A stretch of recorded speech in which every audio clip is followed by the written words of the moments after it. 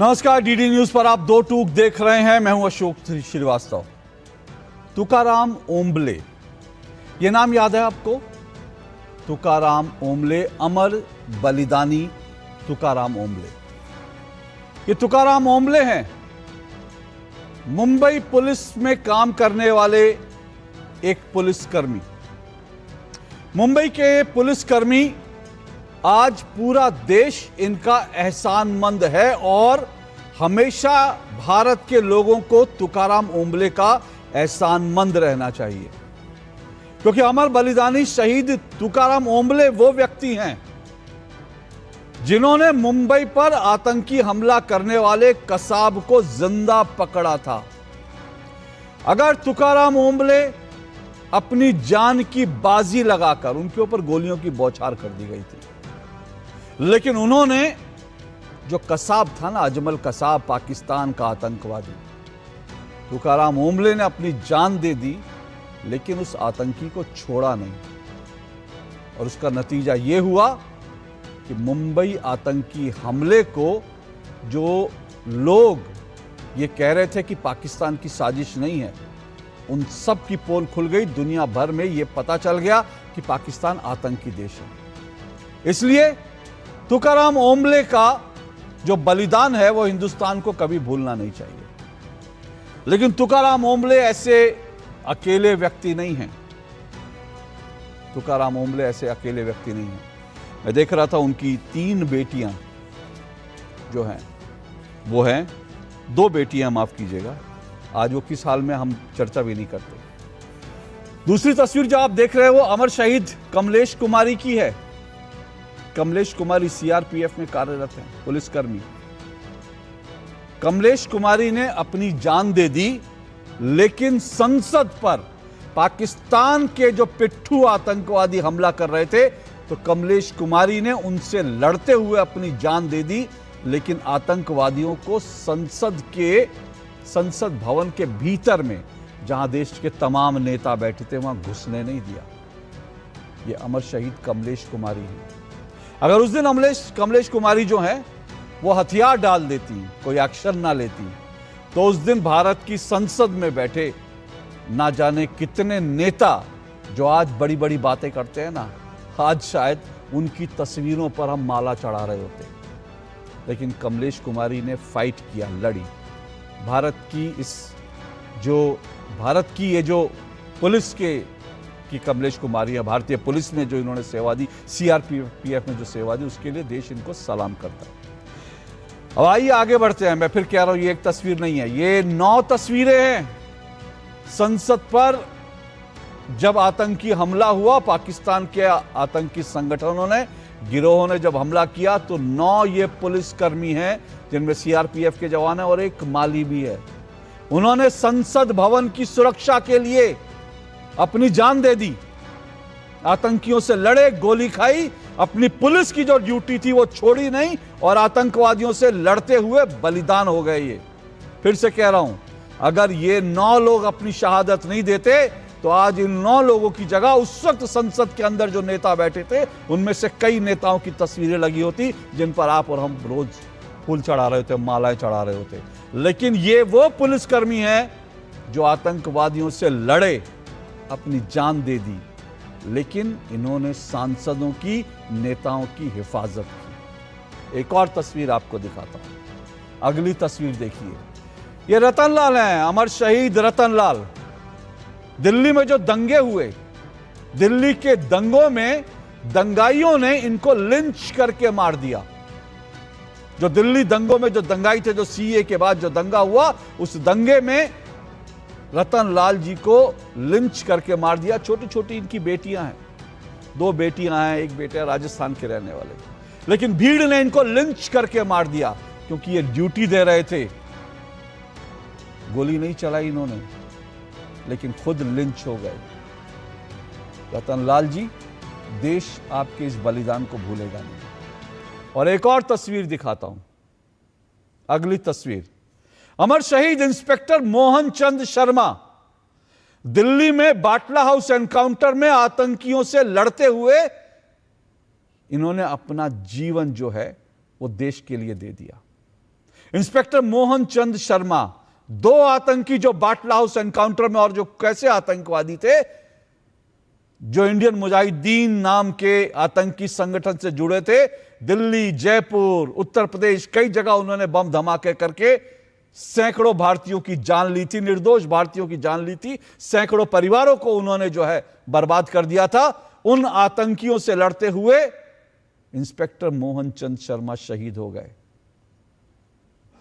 ये वही इंस्पेक्टर मोहन चंद शर्मा है, जब ये लड़ रहे थे, जब इन्होंने शहादत दी, तो उस वक्त सोनिया गांधी जी ने इनकी शहादत पर कुछ नहीं कहा, लेकिन सोनिया गांधी जी आतंकवादियों के मरने पर रात भर रोती रहीं। ये वही इंस्पेक्टर मोहन चंद शर्मा है। ऐसी में आपको एक नहीं, आपको मैं सैकड़ों तस्वीरें दिखा देता हूं, क्योंकि ये भारत के वो पुलिसकर्मी हैं जो कहीं ड्यूटी पर काम करते हुए, कभी आतंकवादियों से लड़ते हुए, कभी नक्सलियों से लड़ते हुए, कभी दंगाइयों से लड़ते हुए, जिन्होंने अपनी शहादत दे दी, देश के लिए अपना जीवन तक न्यौछावर कर दिया।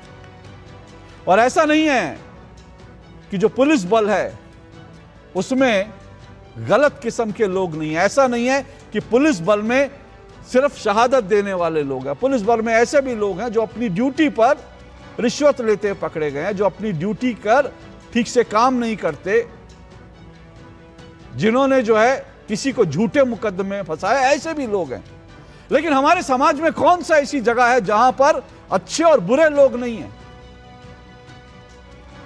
नेताओं में हैं, स्टूडेंट्स में हैं, प्रदर्शनकारियों में हैं, सब जगह अच्छे बुरे किस्म के लोग हैं। स्टूडेंट पॉलिटिक्स में हैं, सब जगह अच्छे बुरे लोग हैं। लेकिन क्या हम अपनी राजनीतिक महत्वाकांक्षा के लिए, हम अपने राजनीतिक स्कोर सेट करने के लिए, क्या हम एक पूरे के पूरे बल को, या हम देश के लिए काम करने वाली एक पूरी जो सर्विस है, जो पुलिस बल है, क्या हम उनको दुश्मन करार दें? क्या हम उनको खलनायक बना दें? इसलिए क्योंकि आपका राजनीतिक एजेंडा सूट करता है कि आप पुलिस को खलनायक बना दो। पहली बार देश में नहीं हो रहा है। इस देश में तो सेना के अध्यक्ष को गली का गुंडा तक कह दिया कांग्रेस के एक नेता ने, क्योंकि उनको पॉलिटिकल स्कोर सेट करना था। तो सवाल मेरा सीधा सा है, आपको पॉलिटिकल स्कोर सेट करना है, करिए, राजनीति करना है, करिए, पर कम से कम भारत के पुलिस बल को, भारत की सेना को, इनको तो बख्श दीजिए। वही नेता जो आज पुलिस को लेकर उल्टे सीधे बयान दे रहे हैं, सबसे पहले छुपते छुपाते जो है पुलिस कमिश्नर के दफ्तर में चिट्ठी देते हैं कि मुझे पुलिस की सिक्योरिटी चाहिए, मेरे घर के बाहर पुलिस के 2 लोग लगा देना। उनको अपना रौब झाड़ने के लिए, नेतागिरी झाड़ने के लिए पुलिस के सिपाही चाहिए होते कि पुलिस वाले मेरे आगे पीछे घूमेंगे ना तो मेरा रुआब होगा, मेरी नेतागिरी ज्यादा चमकेगी। लेकिन अपनी राजनीतिक गोटियां सेट करने के लिए आज जंतर मंतर के प्रदर्शन में पुलिस बल को, पूरे पुलिस बल को अपराधी ठहराने पर तुले, खलनायक बनाने पर तुले। आज ऐसे नेताओं से मैं सवाल करना चाहता हूं कि अगर यही सैनिक, यही पुलिस बल, अगर आप इनको खलनायक बना देना चाहते हैं तो फिर ये देश कैसे चलाना चाहते हैं? जंतर मंतर पर 20 तारीख को जो हुआ, उसमें कुछ पुलिसकर्मी ऐसे थे जिन्होंने गलत किया, कुछ पुलिसकर्मी ऐसे थे जिन्होंने लक्ष्मण रेखा लांघी, और जिन्होंने लक्ष्मण रेखा लांघी उनके खिलाफ एक्शन हो रहा है। दिल्ली से बिहार तक एक्शन हो रहा है और उस एक्शन की जानकारी सामने आ रही है। लेकिन जिन पुलिसकर्मियों के सर फोड़ दिए गए, जिन पुलिसकर्मियों को प्रदर्शनकारी, और मुझे नहीं पता उन प्रदर्शनकारियों में गुंडे थे, मवाली थे या राजनीतिक पार्टियों के कार्यकर्ता थे, जिन्होंने उन पुलिसकर्मियों के सर फोड़ दिए, उन पुलिसकर्मियों को लहूलुहान कर दिया, उन पुलिसकर्मियों को घेर कर उनको लिंच करने की कोशिश की, क्या उनकी जवाबदेही तय नहीं होनी चाहिए? क्या हम उनको इसलिए छोड़ दें क्योंकि वो राजनीतिक कार्यकर्ता है, वो स्टूडेंट है? कोई स्टूडेंट तो ऐसा करता नहीं है। और जो स्टूडेंट्स के नेता हैं वो भी देखें, क्या उनकी भीड़ में ऐसे लोग थे जो पुलिस पर हमले कर रहे थे? इस सवालों का जवाब जो है देश को मिलना चाहिए, और 2 टूक में हम यही बात करेंगे। और मैं फिर से कह रहा हूं, जिन पुलिसकर्मियों ने लक्ष्मण रेखा लांघी उनके खिलाफ एक्शन हो, इसमें पूरा देश खड़ा है। लेकिन पूरे पुलिस बल को खलनायक बनाने की यह जो राजनीतिक साजिश है, इसका उद्देश्य देश को जानना जरूरी है। आज दो टूक में इसी पर बात होगी। इससे पहले आगे बढ़ूं, आपको उन परिवारों को देखना चाहिए, उन परिवारों के जेंजी बच्चों को सुनना चाहिए जो अपने घर बैठे थे और इंतजार कर रहे थे कि शाम को पापा समोसा लेकर आएंगे, पिज्जा लेकर आएंगे। लेकिन शाम को जब उनके पिताजी घर पहुंचे तो उनका सर फटा था, लहू लुहान थे। उनके दर्द को सुनिए, क्योंकि अगर स्टूडेंट्स हमारे देश के नागरिक हैं, उनका खून बहाना पाप है, तो ये पुलिसकर्मी भी देश के नागरिक हैं। और खाकी का खून जो है वो भी खून होता है, पानी नहीं होता। सुनिए और उसके बाद आज की डिबेट को आगे बढ़ाएंगे।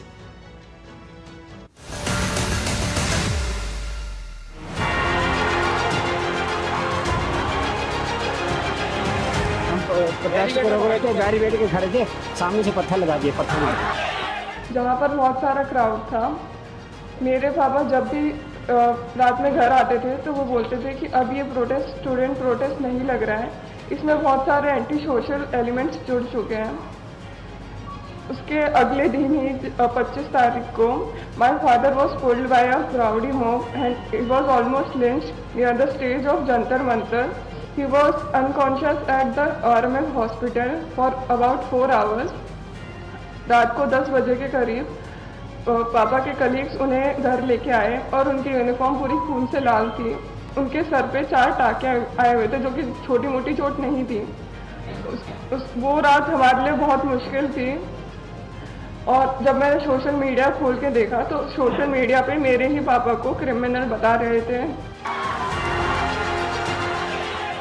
ऑन 25 मई एट 2 PM मुझे पता चला कि मेरे फादर को उनके हेड पे इंजरी आ रखी है उनके फ्रेंड के थ्रू।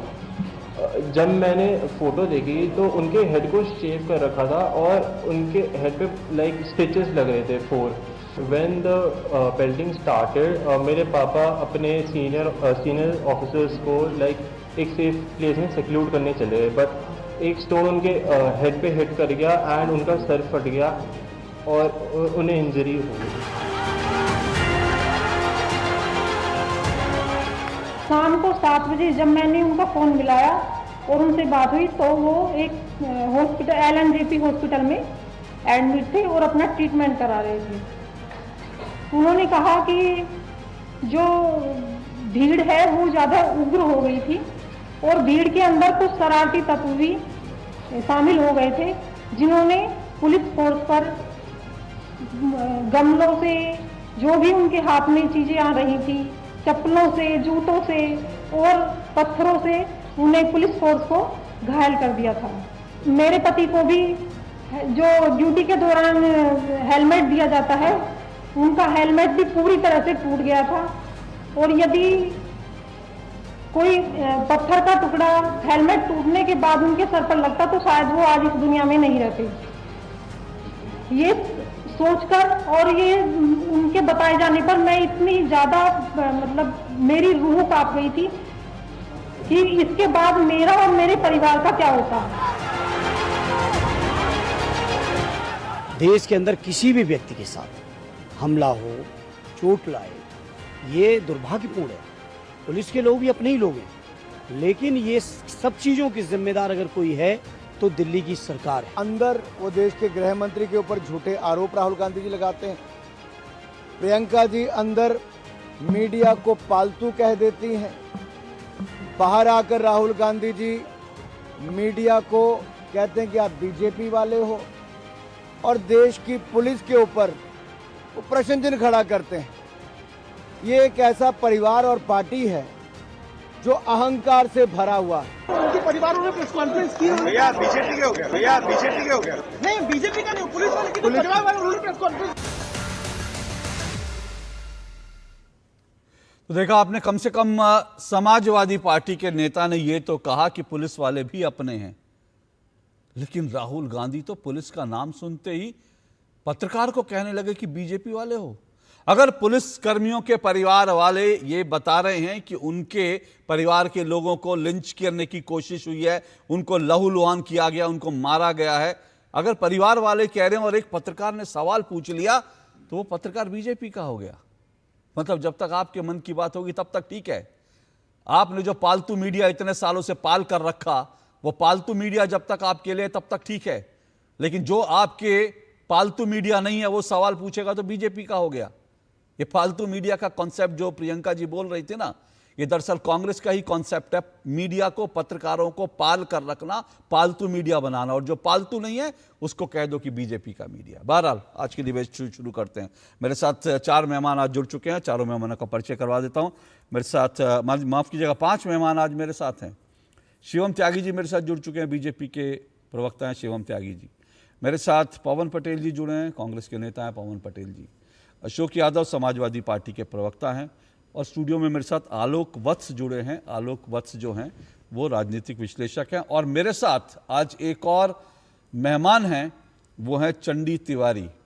चंडी तिवारी मेरे साथ झारखंड से जुड़ रहे हैं, और आज सुबह मैंने चंडी तिवारी का एक पोस्ट देखा और मुझे लगा कि चंडी तिवारी के साथ भी किसी को खड़ा होना चाहिए, क्योंकि ये वो स्टूडेंट हैं, ये स्टूडेंट हैं चंडी तिवारी, लेकिन इनके साथ कोई नहीं खड़ा हो रहा।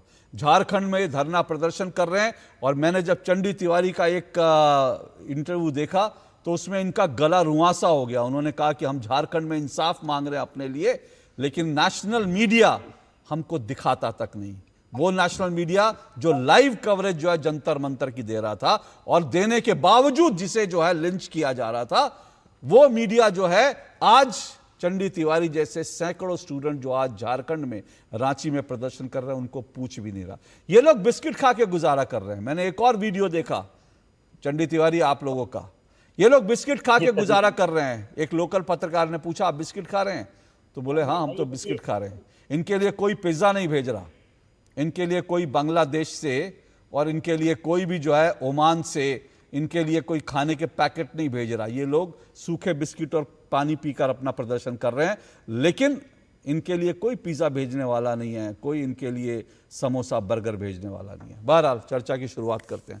शिवम त्यागी, पवन पटेल दोनों आमने सामने। चंडी जी आऊँगा आपके साथ। मैं शुरुआत कर रहा हूँ सबसे पहले शिवम त्यागी और पवन पटेल। पवन पटेल जी, मेरा सीधा सा सवाल है, ये अगर भाई दोनों तरफ के लोग घायल हुए, अगर 60-70 छात्र घायल हुए, उनकी आवाज़ उठाना बिल्कुल जायज़ है। उनके ऊपर जिन पुलिसकर्मियों ने अत्याचार किया, लक्ष्मण रेखा लांघी, उनके खिलाफ कार्रवाई करने की बात करना बिल्कुल जस्टिफाई है, बिल्कुल आप करिए, पूरा अधिकार है। लेकिन पुलिस वाले भी घायल हुए, 100 से ज़्यादा पुलिस वाले घायल हुए, हॉस्पिटल गए, किसी का सर फोड़ दिया गया, उनके लिए सवाल पूछो तो वो बीजेपी के पत्रकार हो जाते हैं। ये डबल स्टैंडर्ड कहाँ से आते हैं सर? नहीं, देखिए, डबल स्टैंडर्ड आने का सवाल नहीं होता। बीजेपी के पत्रकार बोलने के पीछे सबसे बड़ा रीजन है कि पुलिस वाले की बात पूछा लेकिन छात्र की बात नहीं पूछा। आज का मीडिया जो किसी भी चैनल में देख लीजिए, आज पूरा एक तरह का नैरेटिव चलाने का प्रयास किया जा रहा है कि सिर्फ हमला पुलिस वालों के ऊपर हुआ है, छात्रों के ऊपर तो कुछ हुआ ही नहीं। तो मुझे लगता है कि जैसा आपने बोला, अगर दोनों की बात करो तो बीजेपी वाला पत्रकार नहीं अगर निष्पक्ष बात करे, सिंपल सी बात है। और अब अपन इस जड़ में अगर जाए, जैसा आपने दिखाया अभी पुलिस वालों के परिवार, नो डाउट किसी के परिवार में अगर किसी को हमला होता है तो हर व्यक्ति की पीड़ा या हर व्यक्ति की वेदना यही होती है, चाहे वो छात्र के ऊपर हो और चाहे पुलिस वालों को, सब हमारे देश के वासी, उसमें कोई दो राय वाली बात ही नहीं है। लेकिन यहाँ पे इसकी जड़ पे जाना चाहिए कि अगर 30 दिन तक नरेंद्र मोदी जी या भारतीय जनता पार्टी की सरकार ने इस हालत तक, इस मुकाम तक इस आंदोलन को क्यों पहुंचने दिया? जब आज मोदी जी आज उनकी बातों को मान करके प्रधान जी का इस्तीफा हुआ, यही चीज तो पहले भी कर सकते थे, लेकिन पहले उन्होंने किया नहीं, क्योंकि पहले रामचंद्रा जो चोरी हुआ था, जिसपे भारतीय जनता पार्टी जवाब नहीं दे रही, उसको डाइल्यूट करना था कि किसी तरह से उस तरह से लोगों का ध्यान भटक जाए। हम कहते हैं अगर 30 दिन बाद आपने अगर 30 दिन के बाद किया तो आपको आज इसकी जानकारी देनी चाहिए ना कि कौन से पुलिस वाले थे जो चप्पल पहन करके बिना ड्रेस में डंडे से अपने छात्रों को पीट रहे थे, कौन से पुलिस वाले थे जिन्होंने कील ठोकी हुई थी, कौन से पुलिस वाले थे जो करंट लगा रहे थे, कौन से पुलिस वाले थे जो हमारी बेटियों के गुप्तांग में किस टाइप से डंडा कर रहा था, पूरी दुनिया ने देखा। तो आज मीडिया उन बातों पर नहीं पूछ रहा। राहुल गांधी पूछ रहे हैं, अगर राहुल गांधी सवाल कर रहे हैं कि इसका जवाब दीजिए कि पैलेट गन चलाने का ऑर्डर किसने दिया था, किसके संरक्षण से इस टाइप का पुलिस वालों ने हरकत की, बिना नेम प्लेट के पुलिस वाले कैसे आगे, टूटी हुई गाड़ियां कैसे आ गई, पत्थर से भरा ट्रक कैसे आ गए, इसके जवाब ओके शिवम त्यागी जी, ओके शिवम त्यागी जी, आपने सुना, रिस्पॉन्ड कीजिए भाई, इसकी जिम्मेदारी किसकी है? पुलिस वाले भी घायल हुए, लेकिन जिम्मेदारी तो इसमें सरकार की सीधा जिम्मेदारी।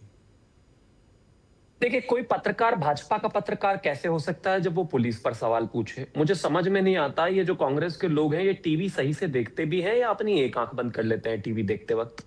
जब इस देश में स्टूडेंट्स का प्रोटेस्ट चल रहा था तो लगातार इस देश के पत्रकारों ने सिर्फ स्टूडेंट्स के सवाल उठाए, उनकी रिपोर्टिंग करी, उनके बारे में चर्चा करी, उनके बारे में डिबेट करी, उनके बारे में सवाल पूछे।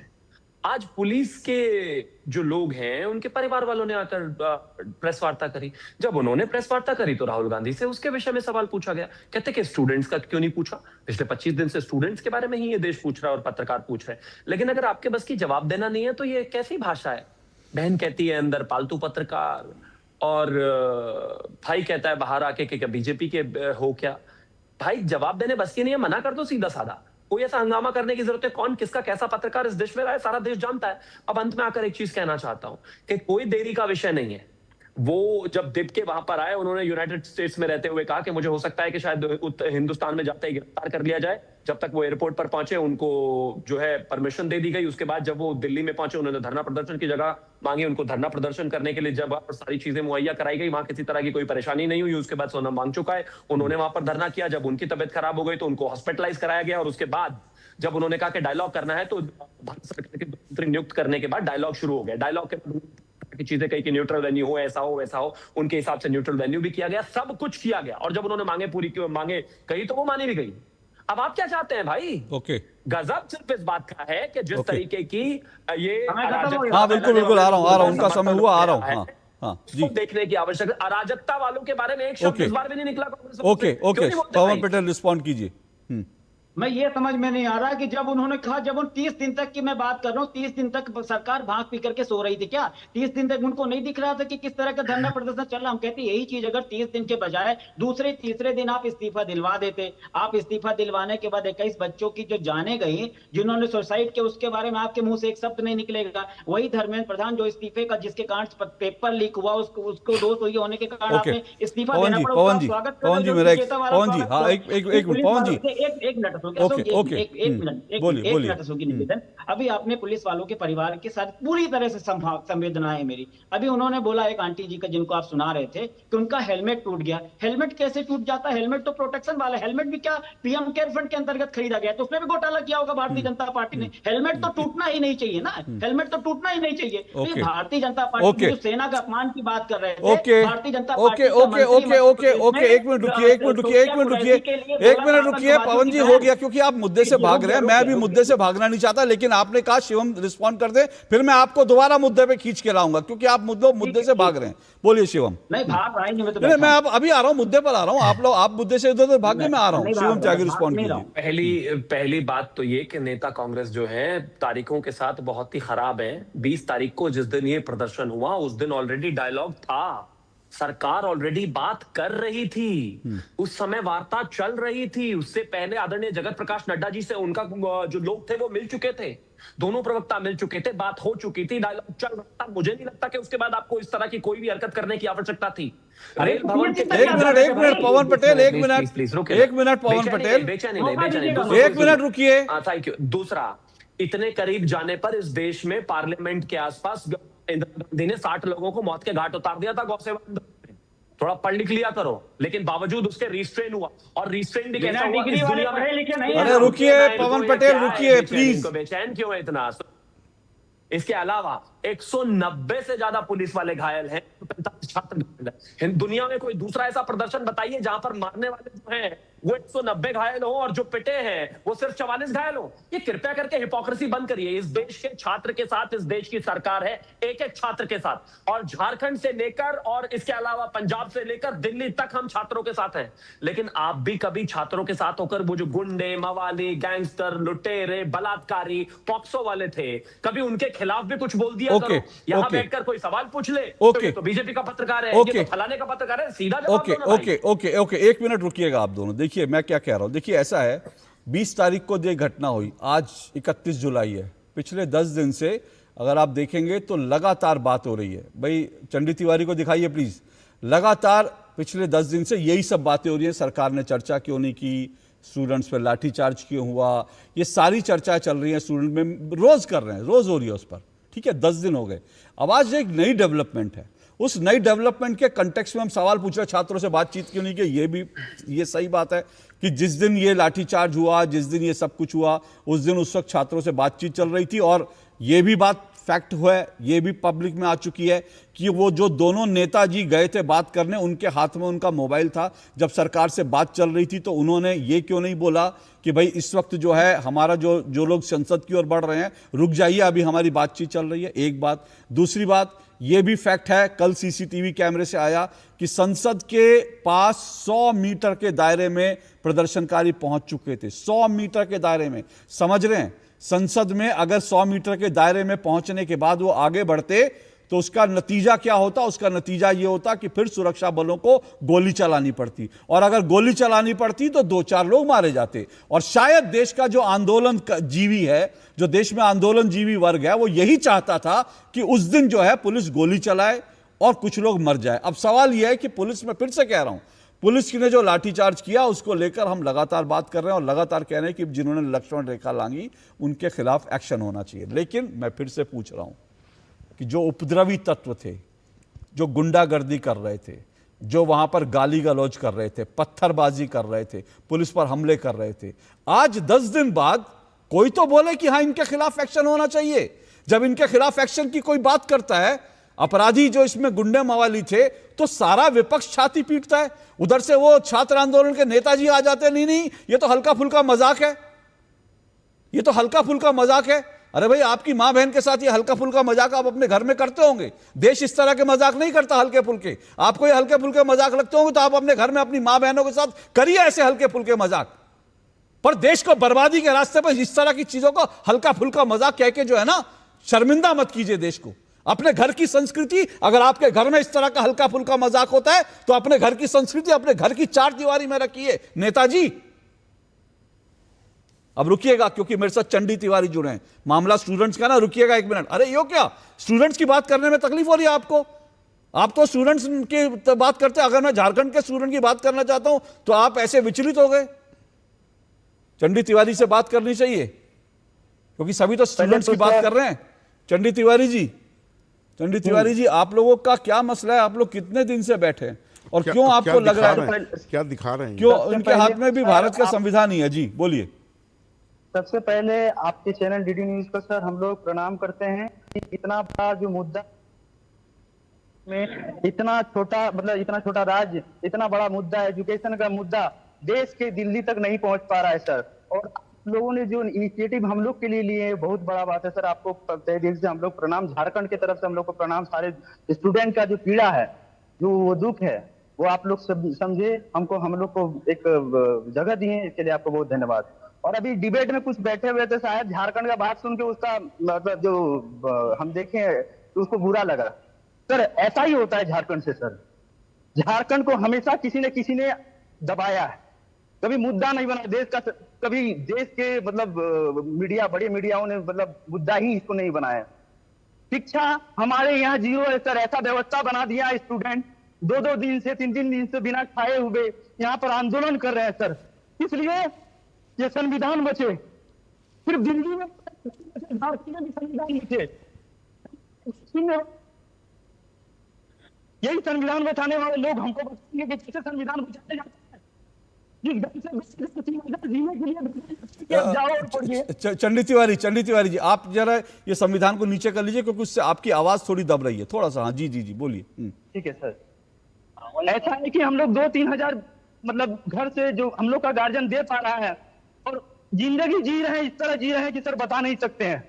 झारखंड का दर्द समझने वाला कोई नहीं सर। यहाँ संविधान लेकिन संविधान को जानने वाला नहीं है सर। संविधान को जिस दिन कोई जान लेगा उस दिन संविधान को कोई लहराएगा नहीं। चंडी तिवारी जी, आपके जो कंसर्न है वो क्या है? आप लोगों की डिमांड क्या है? सर झारखंड में JPSC, PT, FRO, SCF, JSSC, CGL सभी जो एग्जाम है ब्लैक लिस्टेड कंपनी ले रहा है सर। और उसका जो सरगना है टीडीपीएल कंपनी, मनोज तिवारी उर्फ अभय तिवारी करके है, वो सारा मतलब जो है जेएसएससी में वो सारा चीज हैंडल करता है। समझ लीजिए कि झारखंड का एजुकेशन व्यवस्था क्या है। सुनिए सर, जेपीएससी जैसे बड़ा संस्था, संवैधानिक संस्था जो स्वयं मतलब अपना खुद निर्णय ले सकता है, संविधान ने इसको पावर दिया है सर ये संविधान ने उसको पावर दिया खुद डिसीजन लेने का। डिसीजन कौन ले रहा है सर? एक ब्लैक लिस्टेड कंपनी ले रहा है कि हमको अधिकारी बनना ही नहीं। सारा सीटों को बेच दिया सर, सारा सीटों को बेच दिया। आप कह रहे हैं वहां सीटों को बेचा जा रहा है झारखंड में, जिसके कारण जो स्टूडेंट नहीं जा रहा है, हाँ झाल मुड़ी जैसा बिक रहा है यहाँ पर, दुकानों में बिक रहा है। ऐसा लगता है कि आप 10 कदम चलेंगे तो रेट बता देगा कि किस पोस्ट का कितना रेट है। जैसे सीजीएल जैसे सर इतना बड़ा मुद्दा है, आप समझ लीजिए सर यहाँ का जो व्यवस्था है, इन लोगों ने ऐसा कानून को जो मतलब पकड़ा है, ऐसा कानून को जो बनाया है, लगता है कि कॉन्स्टिट्यूशन में वो कानून है ही नहीं। इतना क्वेश्चन वायरल हो गया, इतना बड़ा मुद्दा बना। तो चंडी तिवारी जी, आपकी आप क्या चाहते हैं? सरकार से क्या वो उम्मीद कर रहे हैं, और देश की पॉलिटिकल पार्टियों से आपकी क्या डिमांड है? सर सरकार से उम्मीद बहुत है, लेकिन सरकार अपना समझे तब ना सर। सरकार को क्या है, सरकार है ना, उसका बच्चा, उसका भी भविष्य संभालना है। हम लोग तो उसका बच्चा नहीं ना, हम लोग तो किसान का बच्चा है। हम लोग तो मतलब मेहनत मजदूरी करके पिताजी पैसे दे, क्यों चिंता करेगा सर? ओके, चंडी तिवारी जी रुकिएगा एक मिनट। अशोक यादव जी, एक मिनट। चंडी जी साथ जो झारखंड के स्टूडेंट्स के साथ जो नाइंसाफी हो रही है, कुछ कहना चाहेंगे उस पर? आप लोग ये मुद्दा संसद में उठाएंगे? झारखंड के स्टूडेंट्स के साथ जो नाइंसाफी हो रही है, संसद चल रही है, संसद में उठाएंगे समाजवादी पार्टी? देखिए अशोक जी, अब छात्र चाहे झारखंड का हो चाहे हिंदुस्तान के किसी भी कोने का हो, अगर उसके साथ नाइंसाफी हो रही है, उसके नीट के पेपर लीक हो रहे हैं और उसके भविष्य के ऊपर ग्रहण लग रहा है, तो चिंता का विषय है। और इस सारे मुद्दों पर हम लोग तो लगातार आवाज उठा रहे हैं। नहीं सर, स्पेसिफिक सुनिए ना सर, सुनिए एक मिनट। अशोक जी, मैं स्पेसिफिक बड़ा पूछ रहा हूँ। झारखंड की समस्या इस वक्त जो है, मेरे पास अभी वीडियो आई है, वो करीब 20-25 दिन से वो लोग वहाँ धरने पर बैठे हैं, प्रदर्शन पे बैठे हैं, अभी रात को भी बैठे हैं, बिस्किट खाकर बैठे हैं। वो कह रहे हैं कि सरकार हमारी सुन नहीं रही है। आप लोग तो वहाँ पर सरकार, आप संसद में उठाएंगे ये मुद्दा? मैं स्पेसिफिक पूछ रहा हूँ, झारखंड के स्टूडेंट्स का मुद्दा उठाएंगे? मैं स्पेसिफिक ही बता रहा हूँ कि नीट का जो पेपर लीक हो, अरे नीट वाले नहीं है सर, ये नीट का तो हो चुका, नीट का तो रिजल्ट आ चुका। वो बच्चे जो है वो नाच गा रहे हैं, नीट वाले तो। ये नीट वाले बच्चे नहीं है भाई, सारे देश में सिर्फ नीट का ही एग्जामिनेशन नहीं होता।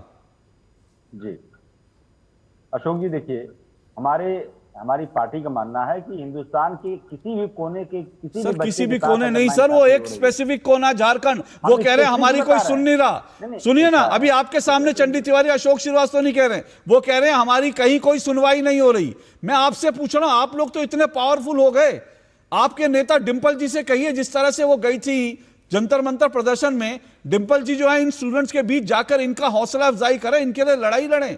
सरकार नहीं सुन रही है इनकी।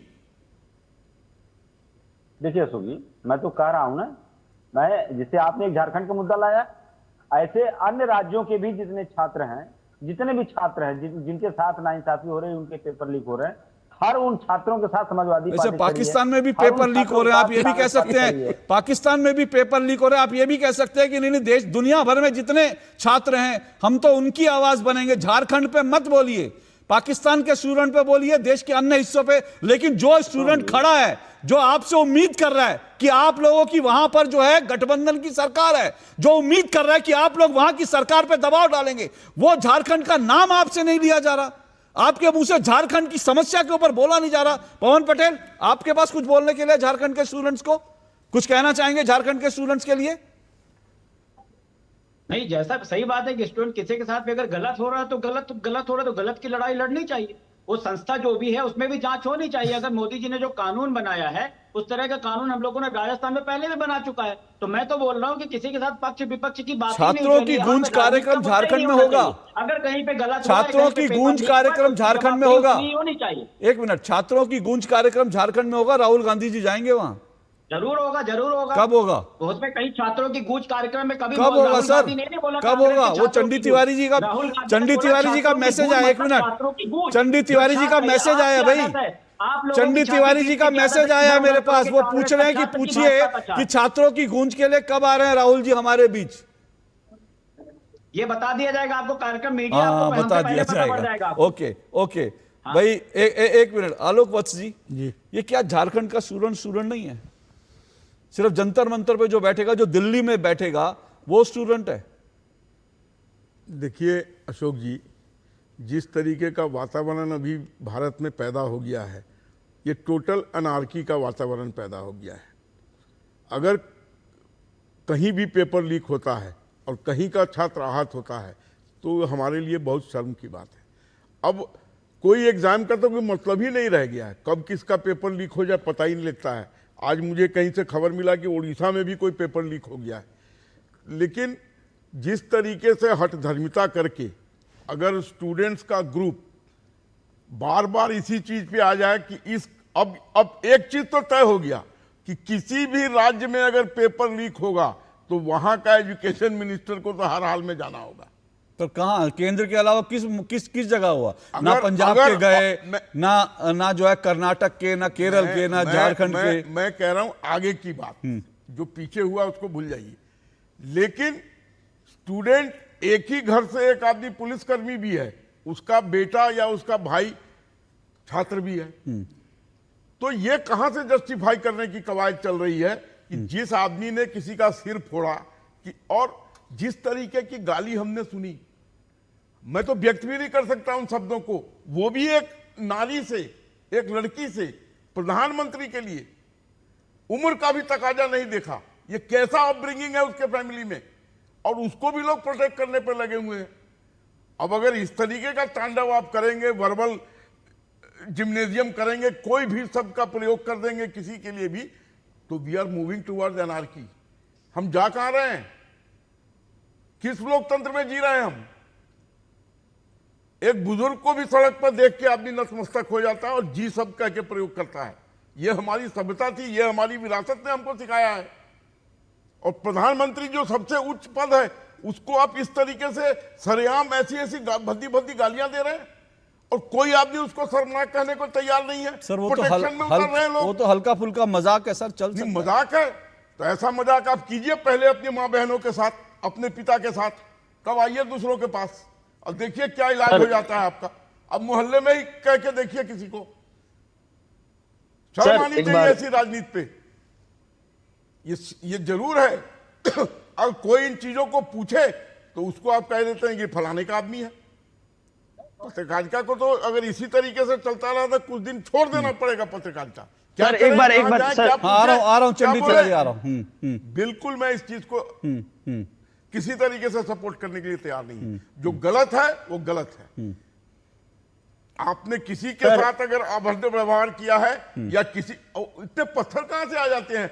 जंतर मंतर पर तो मैं भी बहुत दफा गया हूं, मैंने तो इतने पत्थर नहीं देखे वहां पड़े हुए, जिसको उन्होंने एक औजार बना के अहिंसा किया। इसका मतलब वो प्लान पत्थर था। ओके, चंडी तिवारी कुछ कहना चाह रहे हैं, फिर मैं ब्रेक लेके शिवम जी आपके पास आऊंगा तुरंत। चंडी तिवारी बोलिए जल्दी से। सर आज हम झारखंड का सबसे बोल रहा है वायरल वो है सर 3,29,38,134 के आबादी में हमें किसी की वेदना बता के वायरल होना पड़ रहा है, तो सरकार को शर्म आना चाहिए इस चीज पर। सर वायरल होने का हमको कोई शौक नहीं है, कोई नेता बनने का शौक नहीं, कोई विधायक बनने का शौक नहीं है। आप बताते हैं जनता का पीड़ा, सुनिए। लोग जितना भी बैठे हैं ना, दम है तो आप आंसू बहा के दिखाइए कि जनता में क्या चल रहा है। अभी बताते हैं 2 मिनट में फील हो जाएगा झारखंड में क्या चल रहा है। झारखंड में चल रहा है एक black listed company TDPL exam ले रहा है JPSC संस्था में। CM सर को मालूम नहीं है कि क्या चल रहा है। ऐसा व्यवस्था है। बाहर से जाके OMR अंदर में भरा जा रहा है। सर इतना छोड़ देना, अंदर में सब काम हो जाएगा। OMR को अंदर में जाकर भरा जा रहा है। रेट पहले सब तय हो गया है कि DSP इतना है, CO इतना है, BDO इतना, सब का तय हो चुका है।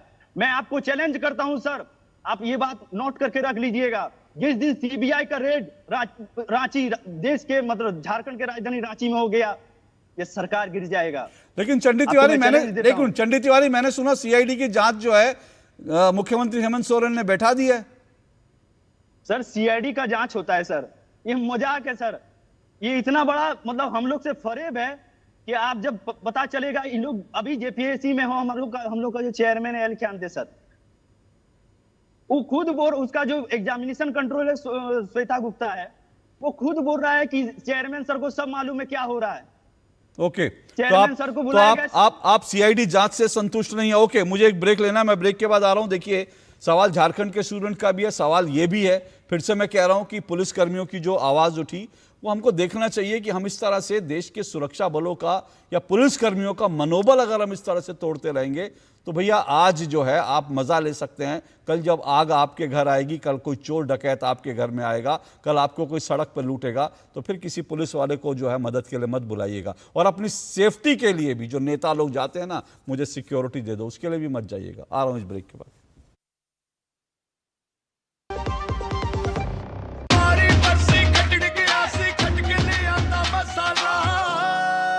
मसाला ओए छोले दा या लोबे दा, पंजाबी छोले दा या पिंडी चने दा। अब छोलिया हो या लोबिया, पंजाबी छोले या पिंडी चने, सबको मजेदार बने। भारत की सबसे बड़ी gold loan NBFC Muthoot finance से गोल्ड लोन लीजिए और फिर देखिए सोना क्या नहीं कर सकता। कॉल कीजिए 1-800-313-1212। व्यक्तिगत जानकारी के लिए ऑनलाइन अनुरोधों से रहें सावधान। कुछ भी जानकारी देने से पहले जरूर सोचें। कोई भी वैधानिक कंपनी फोन या इंटरनेट पर आपसे निजी जानकारी कभी भी नहीं मांगती, इसलिए ऐसे कॉल या ईमेल आने पर अपनी जानकारी देने से पहले समझदारी दिखाएं और सावधानी बरतें। बाबा केदार के दर्शन के बाद मेरे मुंह से अनायास निकला था कि इस शताब्दी का तीसरा दशक उत्तराखंड का दशक होगा। विकास, विरासत और सांस्कृतिक संरक्षण के मजबूत संकल्प के साथ डबल इंजन की सरकार ने उत्तराखंड को प्रगति की न सिर्फ नई पहचान दी है, बल्कि तय किया है युवा सोच, आधुनिक परिवेश, नवाचार और अनंत उपलब्धियों का सफर। प्रधानमंत्री नरेंद्र मोदी के मार्गदर्शन और मुख्यमंत्री पुष्कर सिंह धामी के कुशल नेतृत्व में सरकार ने उन संभावनाओं पर जोर दिया है जो सुखद भविष्य की नींव तैयार कर रही है। उत्तराखंड में दूरस्थ पहाड़ के सुदूर गांव भी पीएम मोदी के डिजिटल इंडिया अभियान का हिस्सा बन रहे हैं। डिजिटल क्रांति के इस सफर में अपनी सरकार पोर्टल द्वारा रिकॉर्ड 976 डिजिटल सेवाओं का घर बैठे लाभ दिया जा रहा है। युवाओं के खिलते हुए चेहरे सरकार की कार्यकुशलता का प्रमाण दे रहे हैं। प्रदेश में पारदर्शी तरीके से युवाओं को रिकॉर्ड 33,000 से ज्यादा सरकारी नौकरियां प्रदान की गई हैं। सड़कें अब विकास और प्रगति की गाथा लिख रही है। 12,000 करोड़ से अधिक लागत से निर्मित एक्सप्रेसवे परियोजना से दिल्ली से देहरादून की दूरी मात्र 2.5 घंटे की रह गई है। चार धाम यात्रा को सुगम बनाने के लिए 11,700 करोड़ से अधिक ऑल वेदर रोड का कार्य 92% से ज्यादा पूर्ण हो चुका है। भारतमाला परियोजना के तहत टनकपुर से पिथौरागढ़ NH 125 का निर्माण कार्य पूरा हो चुका है। ऋषिकेश कर्णप्रयाग रेलवे लाइन निर्माण का कार्य 70% से ज्यादा पूरा हो गया है। डबल इंजन सरकार के अथक प्रयास से संवर रहा है उत्तराखंड, आगे बढ़ रहा है उत्तराखंड। चलिए दो टुक आप देख रहे हैं, दो टुक में हम चर्चा कर रहे हैं नायक या खलनायक, क्योंकि ये जो जंतर मंतर पर हुआ हम लगातार उस पर चर्चा कर रहे हैं। लेकिन इस बीच जो आज जो पुलिसकर्मी जिनको प्रदर्शनकारियों में जो लोग भी गुंडे मवाली लोग थे जिन्होंने उनके सर फोड़ दिए, उनको घायल किया, 100 से ज़्यादा पुलिसकर्मियों को हॉस्पिटलाइज होना पड़ा, हम ये सवाल उठा रहे हैं कि आज पुलिसकर्मियों ने अपना दर्द बताया, पर सवाल यह है कि विपक्ष पुलिस को लेकर उसको खलनायक बनाने पर क्यों तुल रहा है। पुलिस उस वक्त अपनी ड्यूटी कर रही थी, कुछ अगर पुलिस से जो है गलत हुआ है तो उसके लेकर जांच बैठाई चल रही है, उसको लेकर के कुछ पुलिसकर्मियों पर एक्शन हुआ है। लेकिन सवाल यह है कि जब दंगाइयों पर एक्शन की बात होती है तो उसके पक्ष में आप खड़े हो जाते हैं, ऐसा क्यों?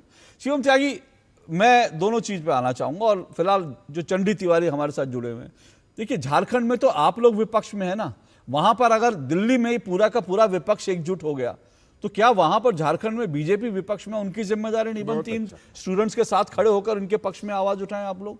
बहुत अच्छा, बिल्कुल अशोक जी, बिल्कुल भारतीय जनता पार्टी की जिम्मेदारी बनती है। भारतीय जनता पार्टी की जिम्मेदारी है, हम इन स्टूडेंट्स के साथ हैं और हम कोई भी कोर कसर नहीं छोड़ेंगे उनकी मदद करने में, उनका साथ देने में, और जिस भी हद तक जाना होगा हम जाएंगे। अभी हमने दिल्ली हमने दिल्ली में भी प्रदर्शन किया, हम झारखंड में भी उनके साथ कंधे से कंधा मिलाकर प्रदर्शन करेंगे। और हाँ, जब एक प्रेसिडेंट पूरे देश के लिए सेट हो ही गया है और ये बात तय हो ही गई है कि एजुकेशन मिनिस्टर का इस्तीफा होना है, तो क्यों नहीं, जब एक बच्चा यहां पर इस देश के राष्ट्रीय मीडिया चैनल पर बैठकर ये कहे कि झालमुरी की तरह पेपर बिक रहे हैं और स्थिति इतनी खराब है कि जिसकी कोई हद नहीं है, OMR शीट को ये बोला जा रहा है कि अंदर जाकर जितनी खाली है उसको छोड़ दो, अंदर जाकर भर दी जाएगी, तो माफ कीजिए, जाहिर है हर किसी की एक चेक्स एंड बैलेंस शुरू की जानी चाहिए। हमारे ऊपर भी इस तरह की बातें हुई और हमें भी इस तरह की चीजें जब कही गई तो एजुकेशन मिनिस्टर का इस्तीफा हो, तो जाहिर है कोई इससे बचकर नहीं जा सकता, कोई अनचेक्ड नहीं जा सकता। लेकिन मैं अब पुलिस मैं आता हूं, एक मिनट शायद इसी पे आलोक जी को सवाल, आलोक जी जल्दी से। अभी कुछ दिन पहले पंजाब में पेपर लीक का मसला उठा था, तो उस पर बीजेपी के लोग बहुत उग्र थे और बहुत ज्यादा प्रभावशाली ढंग से वहां पर उसके खिलाफ बोले। ये जो चंडी तिवारी का जो ये धरना प्रदर्शन या जो भी चल रहा है, ये कितने दिन से चल रहा है? बोलिए, कितने दिन से चल रहा है आपका? चंडी तिवारी कितने दिन से आपका प्रदर्शन चल रहा है? अभी सर 3 दिन हो गए हम लोग का। 3 दिन हो गया है। तो क्या ये बीजेपी के क्वार्टर में ये बात नहीं बताई आपने? बीजेपी के नेताओं को जो झारखंड है उनको नहीं बताया कि आपके साथ खड़े हो इस मसले पे? सर हम इस नहीं लिए, किसी को नहीं पता, क्योंकि पूरी तरह छात्र आंदोलन है सर। अरे छात्र आंदोलन है, वहां के अखबारों में आया, इसका रिपोर्ट वहां के अखबारों में आई है या नहीं आई है? या मीडिया ने आपको बिल्कुल ब्लॉक कर दिया है? नहीं, कोई लॉक नहीं किया है सर। 2 दिन से हम सोए नहीं है, हमको नहीं पता। नहीं सोए हैं, वहां के अखबारों में, वहां के लोकल टीवी पे आपका ये प्रदर्शन जुलूस आया है या नहीं आया है? हाँ या ना में जवाब दीजिए। वो तो आया है, जैसा आया है, तो क्या बीजेपी के लोग वहां नहीं देखे हैं इस चीज को? ओके, क्या उनको आपके साथ आना नहीं चाहिए? ओके, शिवम त्यागी रिस्पॉन्ड करें। सर 1 मिनट सर, मैं 1 मिनट चंडी जी 1 मिनट रुकिए। 1 मिनट। हाँ, मैं एक चीज कहना चाहता हूं कि हमारा पूर्ण समर्थन है। हमने पंजाब में भी प्रदर्शन किया जबरदस्त तरीके से, हमने दिल्ली में भी किया, हम झारखंड में भी छात्रों के साथ हैं और बिल्कुल कंधे से कंधा मिलाकर इस चीज के लिए तैयार हैं और हम तो आमूलचूल परिवर्तन के लिए तैयार हैं जी। मेरे देश की सरकार ने सिर्फ कानून नहीं बनाया, सिर्फ सारी चीजें नहीं बनाई, सिर्फ पेपर लीक के बाद सजा का प्रावधान नहीं किया, वो लीक ना हो उसके डिजिटलाइजेशन के लिए भी हाई पावर्ड कमेटी बनाई। लेकिन जिन बच्चों के भविष्य के साथ खिलवाड़ किया जा रहा है झारखंड में, भारतीय जनता पार्टी हर तरीके से, जैसे भी वो चाहेंगे, जिस भी वो तरीके से चाहेंगे, जहां भी वो चाहेंगे, भारतीय जनता पार्टी का पूर्ण समर्थन है और हम कंधे से कंधा मिलाकर वहां लड़ेंगे। 10 सेकंड पुलिस ब्रुटैलिटी के ऊपर मैं आना चाहता हूं, बस एक बात कहकर अपने खत्म करूंगा, वो ये कि इस देश में कमाल की स्थिति ये है कि अगर कोई दंगाई, बलात्कारी, पॉक्सो का अपराधी, गैंगस्टर, लुटेरा, उसके ऊपर FIR की बात हो तो सारी विपक्ष की पार्टियां उसके साथ खड़ी हैं। लेकिन अगर पुलिस की बात हो, पुलिस के राइट्स की बात हो, तो उस पर कोई कुछ कहने को तैयार नहीं। उल्टा ये कह रहे हैं कि पुलिस की इतनी हिम्मत कि वो लाठी चलाएगी, पुलिस की इतनी हिम्मत ये कार्रवाई करेगी, पुलिस की इतनी हिम्मत और पुलिस की इतनी हिम्मत। कमाल की बात है कि गुंडे, गैंगस्टरों, बलात्कारियों का साथ है सर, पुलिस सर जल्दी हमको। अच्छा, चलिए चंडी जी जल्दी से 10 सेकंड। सर 10 सेकंड नहीं सर, बहुत वेदना है। यहाँ लोग बोल रहे हैं पक्ष और विपक्ष, हम लोग पक्ष और विपक्ष में नहीं पड़ने वाले हैं कि कौन समर्थन देना। हमारा जो भाग्य का हम लोग को सोचेगा कि कैसे इन लोग का भाग्य का निर्माण हो जाए। सर यहाँ का स्थिति बहुत दयनीय है सर, रो के बताएं, क्या करके बताएं, दिल रो रहा है सर। चंडी जी सुनिए, चंडी जी सुनिए, ये मैं आपको आश्वासन दे रहा हूं, हम लोग जो हैं अभी आज तो जो समय हमारे पास है हम उस पर चर्चा कर रहे हैं, लेकिन आगे भी मैं आपको आश्वासन दे रहा हूं कि हम लोग जो हैं आपके इसको संघर्ष को हम राष्ट्रीय स्तर पर अपने चैनल पर लगातार उठाएंगे। आप यकीन कीजिए ये आखिरी बार नहीं है, ये आखिरी बार नहीं है। मैं आपको फिर लाऊंगा, आपके साथ और लोगों को लाऊंगा और खड़ा करूंगा वहां पर JMM के, कांग्रेस के नेताओं को कि आपकी जवाबदेही तय करें। मैं आऊंगा, पर मुझे एक ब्रेक लेना प्लीज, मुझे ब्रेक लेना। चंडी जी ब्रेक लेना मुझे।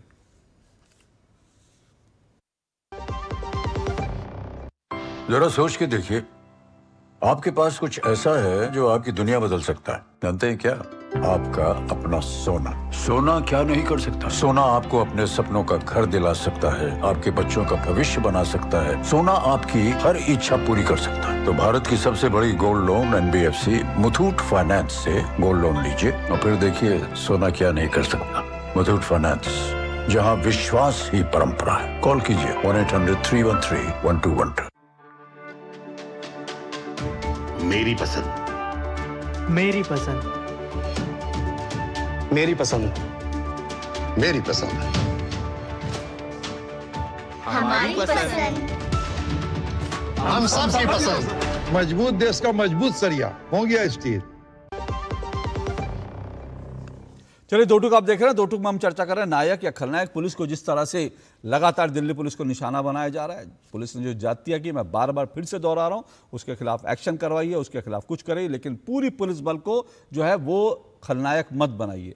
मैं सिर्फ इसलिए कह रहा हूं, ये बात कर रहा हूं क्योंकि आज भी, आप माने या ना माने, आज रात के अंधेरे में अगर कोई घर से बाहर निकलता है, कहीं फंस जाता है, कोई बेटी बहू, तो उसको अगर खाकी वर्दी में कोई दिख जाता है तो उसको लगता है कि वो फट से जाके उससे मदद ले ले। तो आज भी सहारा हमको यही दिखता है। फिर हम पूरी खाकी को बदनाम कर देना चाहते हैं। लेकिन पवन पटेल और अशोक जी, मैं दोनों के पास आऊंगा, समय कम है। पवन जी, क्या ये मॉडस ऑपरेंडी है कि वर्दी को हमेशा बदनाम करना है और वर्दी हमेशा गलत करती है? ये मैं इसलिए पूछ रहा हूं क्योंकि बाटला हाउस एनकाउंटर आपको याद दिला रहा हूं। बाटला हाउस में जो एनकाउंटर हुआ, इंस्पेक्टर मोहन चंद शर्मा जो है वो, उनको गोली लगी, वो उनकी जान चली गई। लेकिन सोनिया गांधी जी, बाटला हाउस एनकाउंटर में जो आतंकी मारे गए उनके लिए आंसू बहा रही थी। और ये आतंकी कौन थे? आतिफ जो है, इसमें एक आतिफ अमीन था, एक मोहम्मद साजिद था। और ये दोनों आतंकवादी दिल्ली सीरियल ब्लास्ट के, अहमदाबाद, जयपुर, यूपी, कई जगह सीरियल ब्लास्ट में शामिल थे। अकेले दिल्ली में 39 निर्दोष लोगों की जानें गई थी। लेकिन मोहन चंद शर्मा के साथ कांग्रेस उस वक्त नहीं खड़ी थी। कांग्रेस किसके साथ खड़ी थी? सोनिया गांधी आंसू बहा रही थी उन आतंकियों के लिए जिन्होंने बम धमाके किए। ये क्या मॉडस ऑपरेंडी है? नहीं, देखिए, हमने हमारी आपको पुरानी डिबेट जब शुरू से जब तक हमने बोला, कहीं हमने पुलिस को दोषी समझा ही नहीं। मैंने दोनों बातें की तो आपको नहीं समझ में आ रहा है कि मैंने बोला कि अगर गलत किसी ने भी किया है तो जवाबदेही गलत है। 30 दिन तक था, इसलिए ऐसा हुआ। और आप बोल रहे हैं सोनिया गांधी, पहले भी आपने बोला पूरी रात रोई। मुझे तो नहीं पता कहीं भी ऐसा कोई भी ऐसा बयान आया कि पूरी रात सर सुनिए, ये सलमान खुर्शीद कह रहे हैं सर। एक मिनट, पवन पटेल जी, ये सलमान खुर्शीद कह रहे हैं, मैं नहीं कह रहा हूं। और ये बीबीसी की रिपोर्ट है। आप लोग तो बीबीसी पे बहुत भरोसा करते हैं ना। जांच के बाद आपका मीडिया है अशोक जी। अरे बीबीसी है सर, ये बीबीसी है, आप लोगों का पसंदीदा इन दिनों। ये पालतू मीडिया में आपका, ये गोदी मीडिया नहीं, आप लोगों का पालतू मीडिया बीबीसी। जांच करिए, जांच के बाद जो दोषी उसको चलाइए। ये बोला ये वो पालतू मीडिया है जिस पर आप लोग ट्रस्ट करते हैं, चलाने का प्रयास करते रहते हैं। आप लोग का ये नैरेटिव रहता है। कांग्रेस पार्टी ने कभी ना किसी को गाली दिया। कांग्रेस पार्टी ने कहा न्याय उचित जो है, अगर किसी ने गलत किया है। चलिए अशोक यादव जी, अशोक यादव जी, ओके, अशोक यादव जी, चलिए अशोक यादव जी, अशोक यादव जी, ओके भाई, ओके अशोक, समय कम है, मैंने पहले कहा। अब मैं आपको एक चीज और बता रहा हूं, एक मिनट सर, मैं आपको एक चीज और बता रहा हूं। देखिए है क्या, मैंने कहा ना, ये मॉडस ऑपरेंडी है पुलिस को जो है बदनाम करना। खाकी आप देखो, वर्दीधारी देखो, पुलिस सेना, उसको बदनाम करना, ये विपक्ष की जो है रणनीति है। आप जानते हैं इस पूरे प्रदर्शन में एक महिला नेता बहुत उभर कर आई और उसके समर्थन में सारे के सारे नेता खड़े थे। और वो किस पार्टी से जुड़ी हैं? वो आइसा से जुड़ी हैं। और दिल्ली में जो मैंने इंस्पेक्टर मोहन चंद शर्मा के बारे में बताया, जिस पर सोनिया गांधी जी आंसू बहा रही थी, ये पिछले साल आइसा ने इन आतंकवादियों को न्याय दिलाने के लिए, इसी आइसा ने दिल्ली में प्रदर्शन किया था। 16-17 साल बाद इन्होंने मोहन चंद शर्मा के लिए आवाज नहीं उठाई। ये जो आइसा है, और आइसा ने हिडमा के लिए न्याय मांगा था। ये हिडमा कौन है? जिसने भारत के 100 से ज्यादा पुलिसकर्मी, सुरक्षा बलों की हत्याएं की।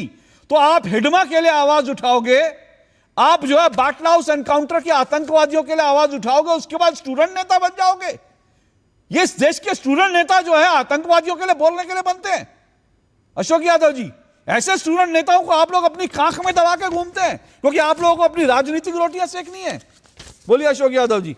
देखिए अशोक जी, पुलिसकर्मी भी या वर्दी वाले भी हमारे आपके ही परिवार से आते हैं। उनको चोट लगी है तो हमारी संवेदना उनके साथ है।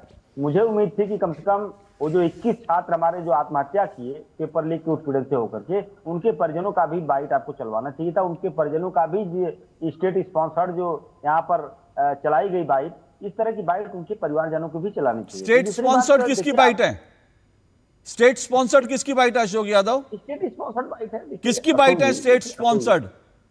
जो बाइट आप चलाए हैं, किनकी बाइट आप चलाए? ये चंडी तिवारी या फिर ये चंडी तिवारी या पुलिस वाले? वो आप समझ रहे हैं, हम भी समझ रहे हैं। नहीं आप बोलिए ना। देखिए यही हुआ ना, यही हुआ। अब अशोक तिवारी ने क्या कह दिया?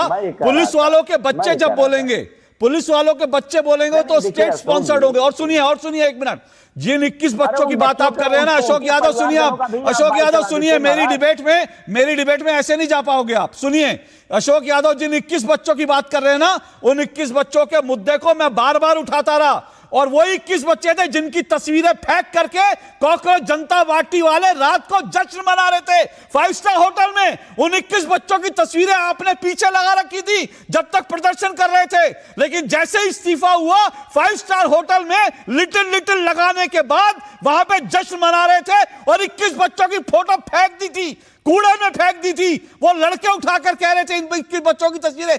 अशोक यादव जी, थोड़ा आईना देख लिया करिए, आईना धूल आपके चेहरे पर है, आईना मत दिखाइए, आईना मैं आपको दिखा दूंगा, समझे आप। शिवम त्यागी बोलिए, उसके बाद आलोक जी 30 सेकंड। देखिए, मैं बस एक ही चीज कहना चाहता हूं कि अगर आप इस देश के संविधान में विश्वास रखते हैं, अगर आप इस देश के लोकतंत्र में विश्वास रखते हैं, तो सिर्फ पुलिस वालों को टारगेट करने से कुछ होगा नहीं। सभी का विषय सुप्रीम कोर्ट में है। अगर आप इस देश के लोकतंत्र में विश्वास करते हैं तो ये मत कहिए कि जो गुंडे हैं, जो गैंगस्टर हैं, जो मवाली हैं, जिन पर एग्जिस्टिंग एफआईआर है, उनके एफआईआर विड्रॉ की जाए। सरकार पर लगातार इस तरह के आक्षेप और प्रेशर बनाने की जो कोशिश आपकी लगातार है, वो करनी नहीं चाहिए। अगर पुलिस की जहां तक बात है, मैं फिर से वही कहना चाहता हूं, ये अपने आप में एक बड़ा विषय है कि हर एक आम नेता 2, 4, 6, 10, 15, 20, 25, 50 पुलिस वाले लेकर चलते हैं जब आप, और अंत में अगर आप इस तरह की बातें करते हैं तो कहीं ना कहीं सभी के ह्यूमन राइट्स है। सुप्रीम कोर्ट ने भी इसी बात को कहा कि पुलिस वाले जो हैं उनके भी ह्यूमन राइट्स हैं। और एक बात बहुत क्लियर हो जाए कि इस देश में लोकतंत्र में आपको प्रोटेस्ट करने का पूरा अधिकार है। The moment you resort to violence, sorry, आपको जो है इस चीज की जिम्मेदारी लेनी पड़ेगी। आप अहिंसा पर चलें, ठीक है, हिंसा के बाद स्थितियां काबू से बाहर होती हैं, और जिस तरीके से संसद की तरफ भागने की कोशिश हुई, जिस तरीके से योगेंद्र यादव ने कहा कि नहीं हमने ऑक्यूपाई कर लिया न्यूटियंस दिल्ली को, ये ऑक्यूपाई करने का जो मंशा आपकी है, ये इस जन्म में पूरी नहीं होने वाली। ये भारत है। आलोक तिवारी, आलोक जी, किस तरह से अशोक जी ने कहा स्टेट स्पॉन्सर्ड, वो भी जेनजी थे, बच्चे थे, अपने पिता, उनके पिता का सर फूटकर घर आया, तो वो अपने बच्चे अगर आकर कह रहे हैं कि मेरे पिता पर हमला हुआ, तो वो स्टेट स्पॉन्सर्ड हो गए। देखिए, मैं प्रवक्ता समाजवादी पार्टी से पूछना चाहता हूं और नेता कांग्रेस से भी कि अगर किसी आम नागरिक के साथ दुर्व्यवहार होता है, गुंडागर्दी होती है, मारपीट होती है, छीनाचोरी होती है, बलात्कार होता है, तो पुलिस के अलावा कौन सा तंत्र है जहां वो इमीडिएट रिलीफ के लिए जा सकता है, बताएं। और उसी पुलिस को अगर आप कटघरे में खड़ा करेंगे, एक चीज याद रखें, पुलिस और सेना आदेश पालक होता है, उसको आदेश होता है, वही काम वो करता है। अगर वो अपने मन से करने लगे तो डिक्टेटरशिप आ जाएगा इस देश में। और आज भी जो उसने किया वो आदेश के तहत किया, आदेश। और आलोक जी, इंपॉर्टेंट बात यह है कि आप पार्लियामेंट के 100 मीटर के दायरे में पहुंच जाएंगे, तब भी क्या पुलिस ताली बजाएगी? नहीं, अगर मैं कहता हूं चलिए छूट दे देते, पार्लियामेंट में चले जाओ, क्या करने जा रहे थे वो लोग? क्या करते वहां जाके? जो आए थे पाकिस्तान से, जिनको हमारे वीर सैनिकों ने मार गिराया या कैप्चर कर लिया, अगर ये खुलेआम इतने लोग अंदर चले जाते तो क्या होता उसके अंदर का हश्र, जरा ये भी बता दीजिए नेता कांग्रेस और समाजवादी पार्टी के प्रवक्ता। चलिए सर, इन सवालों से तो ये भागने की आदत है और भागते रहेंगे, लेकिन मैं बार बार बुला इन सवालों पर रगड़ता रहूंगा, पूछता रहूंगा, क्योंकि मुझे लगता है आप दोषी पुलिस कर्मियों के खिलाफ आवाज उठाएं, लेकिन पुलिस को इस तरह से खलनायक बनाने की कोशिश मत कीजिए। आपने सेना को भी खलनायक बनाने की कोशिश की, सेना पुलिस को भी मत कीजिए। और चंडी तिवारी जी, मेरा आपसे वादा है कि बहुत जल्द हम एक बार फिर से मिलेंगे और आपके मुद्दों पर हम बात करेंगे, और कांग्रेस जेएमएम को हम सवालों के कटघरे में खड़ा करेंगे, और बीजेपी को भी खड़ा करेंगे कि बीजेपी अगर आपके साथ वहां पर आपके लिए नहीं खड़ी होती है तो। बहुत बहुत शुक्रिया सभी मेहमानों का। आज इतना ही, आपसे फिर मुलाकात होगी। नमस्कार।